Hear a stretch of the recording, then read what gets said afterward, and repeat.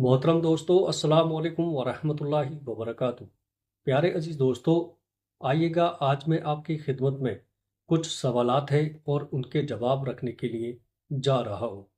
जैसे हमारे एक भाई ने पूछा कि हज़रत, बग़ैर वज़ू के, बिना वज़ू के हम बिस्तर पर लेट गए और हमारा वज़ू नहीं है, तो क्या हम आयतुल कुर्सी या सूरह बकरा की आखिरी दो आयतें या चारों कुल, कलमा, दुरूद, तस्बीह वगैरह पढ़ सकते हैं या नहीं पढ़ सकते हैं बिस्तर पर लेटकर? और कुछ लोग ये कहते हैं कि भाई लेट के मत पढ़ो, बैठकर पढ़ना चाहिए। इसके ताल्लुक से सही मसला क्या है? तो आइएगा, बड़े ध्यान और बड़ी तवज्जो से सुनिएगा। प्यारे अजीज दोस्तों, देखिएगा, अगर आप सोने के लिए जा रहे हैं, ठीक है, आपने देखा होगा बहुत सारे लोग ऐसे होते हैं, जब वो लेटते हैं तो उनका वजू नहीं होता और आराम से मोबाइल चला रहे होते हैं। जो लोग मोबाइल का यूज़ करते हैं, मैं उनकी बात कर रहा हूँ। और कुछ लोग, कुछ नौजवान ऐसे होते हैं जिन्हें कुछ पता ही नहीं होता, मोबाइल देखते देखते वो सो जाते हैं।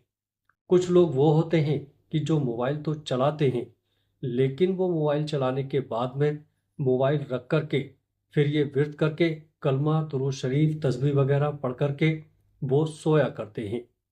तो देखिएगा, कुछ लोग वो हैं जो रील वगैरह देख रहे हैं, गाने वगैरह, फिल्में वगैरह, या जो भी चीज़ें नाजायज़ वगैरह हैं, वो चीज़ें देख रहे हैं और देखते ही देखते उन्हें कब नींद आ गई उनको पता भी नहीं होता और उनके हाथ से फ़ोन गिर जाता है।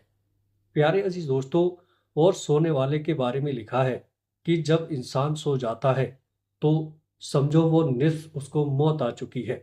मतलब यह है कि वो आधा मरा हुआ समझो। प्यारे अजीज दोस्तों, तो यहाँ पर सही मसला और सही तरीका यह है कि आप अगर कलमा, दुरूद शरीफ, आयतुल कुर्सी, चारों कुल और सूरह बकरा की आखिरी दो आयतें पढ़ते हैं, तो आप पहले वुज़ू कर लें।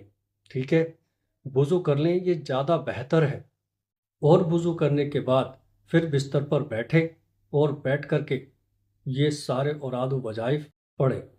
प्यारे अजीज़ों, चारों कुल, आयतुल कुर्सी और कलमा, दुरूद शरीफ या सूरह बकरा की आखिरी दो आयतें बैठ कर के बिस्तर पर पढ़ें और उसके बाद में लेट जाए।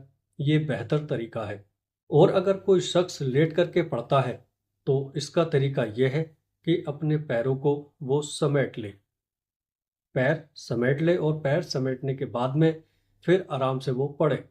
और पढ़ने के बाद में जब मुकम्मल सारी चीज़ें पढ़ ले तो फिर पैरों को फैला ले। ये अदब का तरीका है। प्यारे अजीज़ों, अब मान लीजिएगा किसी का वज़ू नहीं है और बिना वज़ू के उसने पढ़ा, तो पढ़ सकता है, इसमें कोई गुनाह नहीं है, सवाब मिलेगा।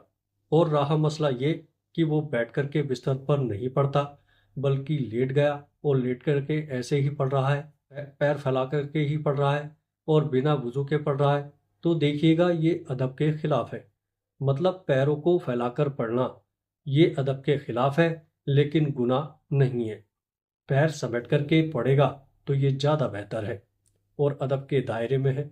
ठीक है, अब अगर मान लीजिएगा कोई बीमार है, किसी की तबीयत ख़राब है, तो वो जैसी कंडीशन में है, जिस हालत में है, वो वैसे पढ़ सकता है। इसमें कोई भी हर्ज नहीं है, ना कोई गुनाह है। ठीक है दोस्तों, एक होता है अदब, एक होता है बेअदबी। इसमें सिर्फ ये आपको बताना है। ठीक है, अगर किसी ने पैर फैलाए फैलाए ऐसे ही पढ़ लिए तो तब भी कोई हर्ज नहीं है, कोई गुनाह नहीं है, लेकिन अदब के खिलाफ हो जाएगा। प्यारे दोस्तों, और अगर आप बावुज़ू होकर वुज़ू करके इन तमाम चीज़ों को करेंगे तो फिर उसका सवाब ही आपको अलग मिलेगा। वुज़ू करके आयतुल कुर्सी पढ़ने के फ़ायदे बहुत ज़्यादा हैं, और अगर बिना वुज़ू के इंसान पढ़ता है तो उसे वुज़ू करने के फ़ायदे हासिल नहीं होंगे, लेकिन जो पढ़ रहा है उसके फ़ायदे उसे ज़रूर मिलेंगे।